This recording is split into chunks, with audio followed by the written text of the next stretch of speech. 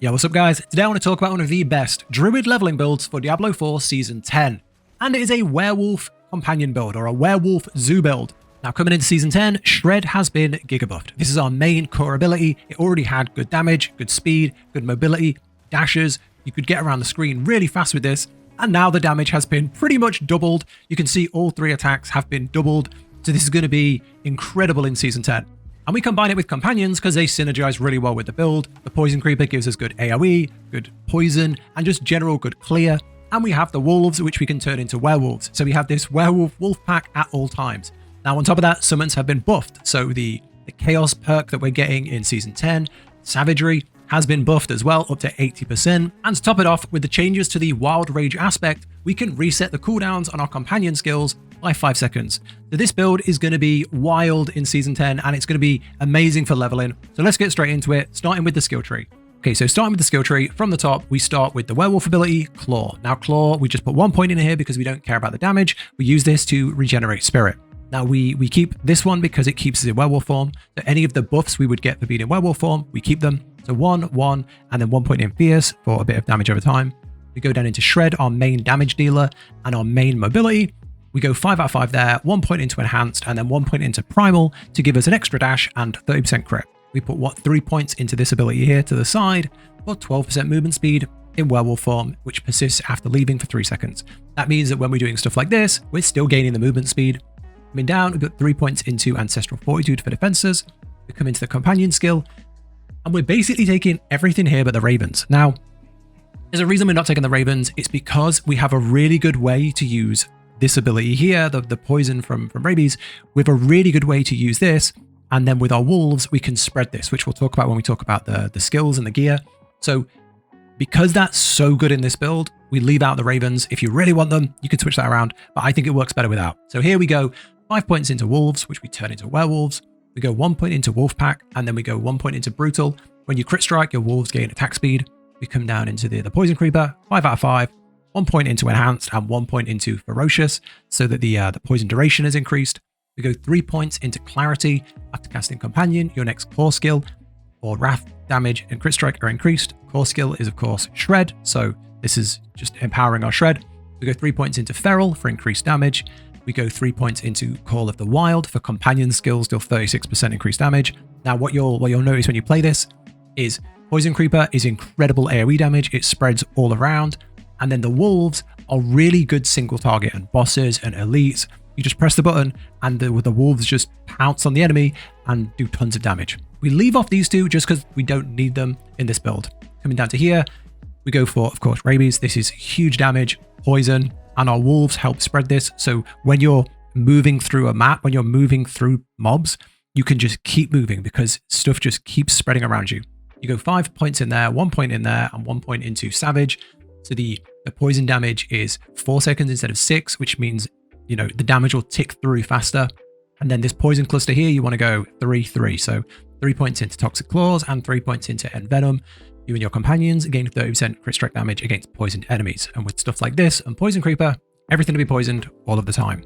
Down into here, we take Grizzly Rage. Now, this isn't going to make much sense until we talk about the aspects, but we have an aspect which means that we don't turn into a dire werebear, we turn into a dire werewolf. So the aspect turns this into a werewolf skill. If you do not have that aspect at the start of the game, I mean, by the time you get down to here, you might have it. If you don't have it, I would just run Cataclysm for a bit of extra damage. As soon as you get the aspect, which we're going to talk about, come over to Grizzly Rage because it's just so good. It basically just gives that a ton more buffs that go into our werewolf build. It's amazing. So 5 out of 5 that, 1 point into here, 1 point into here to fully max out your ultimate.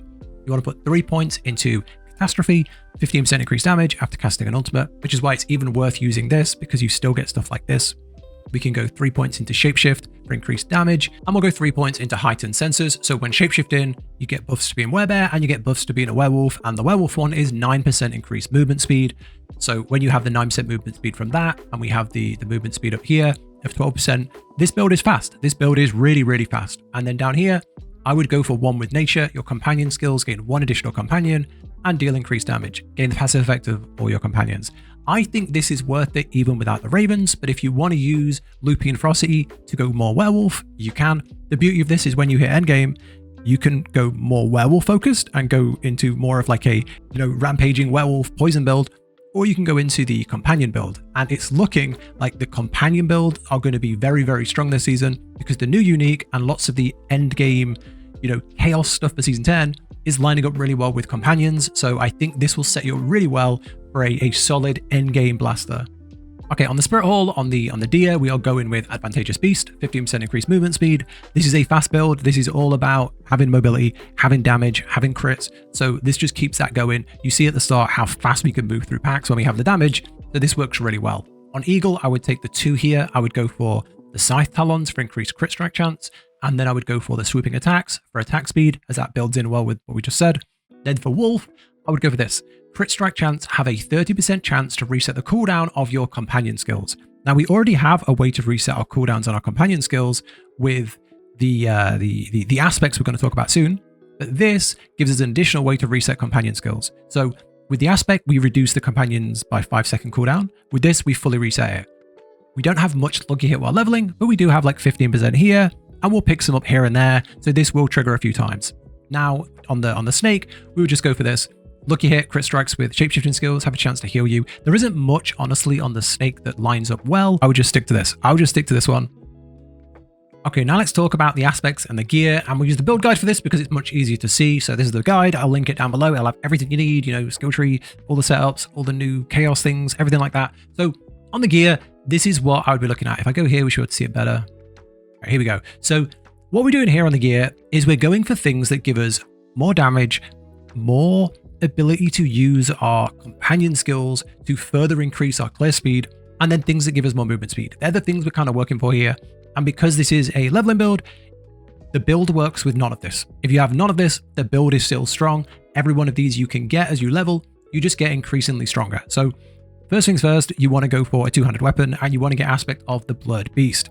Shred deals up to 70% more damage and has a 33% chance to land an additional strike up to 4 times. Shred carries the build. It does so much damage, so this just makes that even more. Put it on a two-hander, gives that a 200% bonus as well, so your shreds will just wreck with that. And then on the amulet gets a buff as well. It's 150% on the amulet. And we have Shepherd. The companion skills deal an additional 13% damage per companion you have, and we have multiple ways to increase the number of companions. Our key passive, I think, gives us 1 extra of each companion as well. So this is really, really, really good. I don't think it's worth, we don't have the Ravens, and I don't think we need them because you don't get a lot in terms of where it comes into this calculation. So yeah, I'd go for that. And you can see with that one, you got to get lucky and find it. With this one, you can get that just by doing a certain dungeon. So when we come to the rings, I would go for aspect of Wild Rage. So this has been buffed in season 10. You can now reduce your companions' cooldowns with this. And then I would go for aspect of the Stampede, gain 1 additional companion. In addition, companions deal up to 35% bonus damage.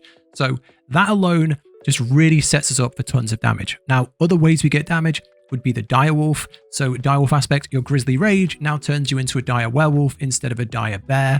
So this is just amazing. It means we could use an ultimate that works well with our werewolf skills. As a werewolf, you also gain up to 40% movement speed, which is massive, and 40% spirit cost reduction bonus. In addition, beating enemies heals you. So you are just on absolute steamroll through the map mode. It's amazing. You go for Gloves of the Alpha.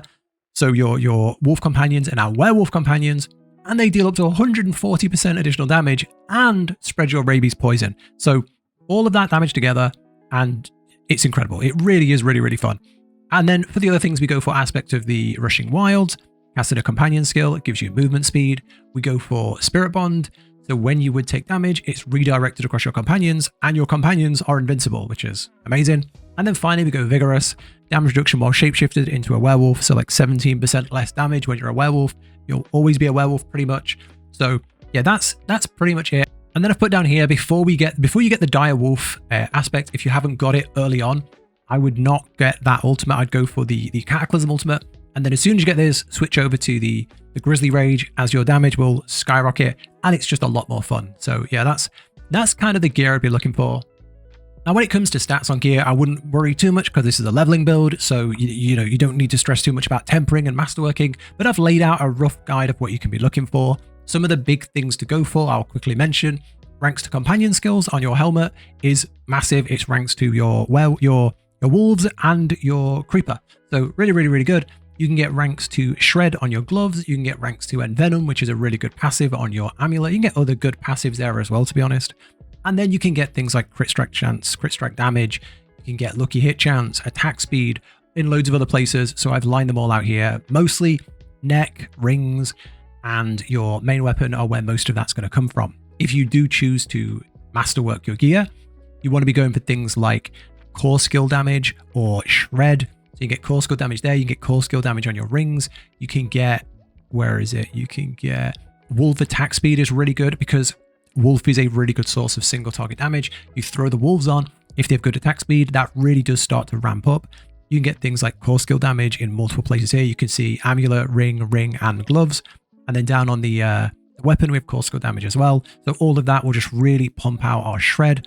Additionally, we can get chance for shred to hit twice on our weapon. So yeah, there's some of the main things to be going for. But like I said, I wouldn't worry too much while leveling. With this build, you should fly through the levels and hit endgame. And then you can start moving on to an endgame build. I'll have one ready hopefully quite soon. And I'm sure there'll be many other builds going around. And like I say, very popular right now will be companion endgame builds. And this will be perfect to move over there when you get there. So yeah, that's all the gear.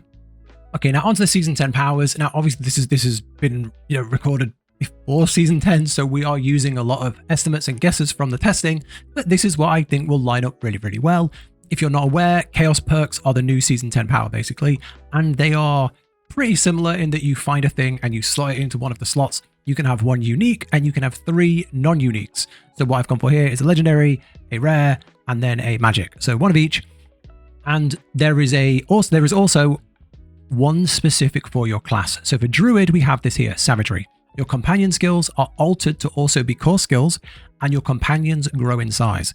Why is that good? Well, on our gear, we just took a ton of stuff, which is additional damage to core skills. So that means all of your companions gain additional damage.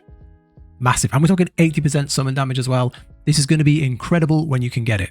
Now, when we come to here, we've got Crazy Brew. This looks really interesting. Your healing power is infused with chaos, giving you resource cost reduction, 80% attack speed, and 80% movement speed. You're going to be flying. You've got Erupting Chaos, which is just the AoE around you of chaos damage, which is it also classed as a damage over time. So anywhere that we buff damage over time, we get the bonus from that.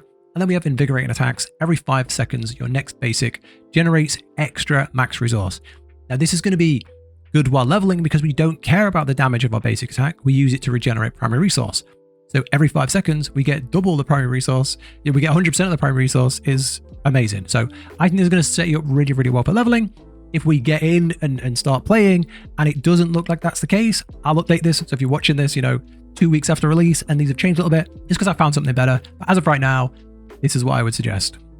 Okay, now Paragon board. Of course, it's a leveling build, so we're not worrying too much about Paragon, but when you get to endgame, you can then keep playing this for an additional period of time while you farm your uniques and you farm some good gear before you move over to a really good endgame build. And of course, if this is like an alt, you'll already have a good chunk of Paragon as soon as you hit there. So here's what I do. Both the clusters at the start to have, both of those buffs, I'd come up to here and I would drop in the Werewolf glyph. This gives us increased damage in Werewolf form, which is our main form, and then damage reduction in Werewolf form, 15%.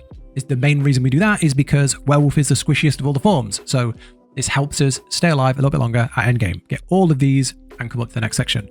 I turn it this way and put in the Lust for Carnage and turn it. So it's like we have the attack speed here. I'd grab this attack speed cluster because this is a speed build. I'd come and grab all this, crit strike damage and all the bonuses there. I would drop in the Keeper glyph here. The reason I would go Keeper is because it gives a 200% bonus to rare nodes. And the rare nodes are Werewolf damage and crit strike damage. So this is incredible. There's also loads of good Werewolf nodes around and crit strike damage nodes, which is really good. You can get a good chunk of your resistances here as well on the way out. And you get Lust for Carnage, crit strikes with Werewolf skills, restore spirit and give increased damage. Then we dip out into Untamed from the left. We grab all these, max life ones here. We come along and we go to the node and we go Fang and Claw. In Werewolf form, close enemies take increased damage, and we boost all of the magic nodes around us. And the magic nodes are companion damage, and companion damage. So this is a massive boost to companion damage. It's like 1, 2, 3, 4, 5, 6 companion damage nodes, and they all get boosted by the Fang and Claw glyph. So really good way to set up there. We come out of here, we grab all of these companion cooldown reductions here, and we leave again from the left side. We get this as well. Sorry, I'll update this to come down here and grab this. There's enough points left over. You want to grab this, of course. Casting a companion skill gives 20% increased companion damage for 5 seconds. Then we come into here, and we want to line it up for heightened malice. We want to go straight to this legendary node. While a poisoned enemy is nearby, you deal increased damage, plus an additional 5% for each additional poisoned enemy. Now, there will always be 4 poisoned enemies because we have the Poison Creeper, which is constantly poisoning things around us. We come up to here, and we get damage reduction from poisoned enemies. Again, that's like permanent damage reduction because everything will be poisoned by either Poison Creeper or rabies. We get the glyph, and we go for Wild. Every 5 intelligence gives us increased companion skill damage, and the passive portion of companion skills gains 130% damage, which is amazing. We also have like some other little buffs here, which are pretty nice, damage to poisoned enemies. We come up and we go for Ancestral Guidance. We line it this way so we can go and get the legendary. After spending 75 spirit, you deal 40% increased damage for 5 seconds. Your ultimate skills deal 1% increased damage per spirit when cast. Grab this cluster here for max spirit. And finally, we come up to the glyph and we would go for Spirit again. And Spirit here is every 5 decks, you deal increased crit strike damage, which is incredible. And then crit strikes increase the damage an enemy takes from you. So it's like ramp. So when we're, this is why it's the last board, because as we're fighting stronger elites and bigger enemies that take a while to churn down, we get that benefit. So yeah, that's the build as I would lay it out. I lay a lot of my werewolf build out in a similar way. And this one works really well with this setup. I'll update the planner to just drop these like 6 extra points in to hit that glyph. But that's everything. That's the whole thing. And I think that's everything we've talked about really. If there's anything else, you have any questions, let me know down below. But yeah, that's the whole build. It's a leveling build. So hopefully you'll fly to endgame with this. That's it from me. Thank you for watching. I hope you have a really good Season 10 launch. If you do like this build, do consider subscribing for more builds and guides throughout the season. Thank you. Take care. And I'll catch you in the next one.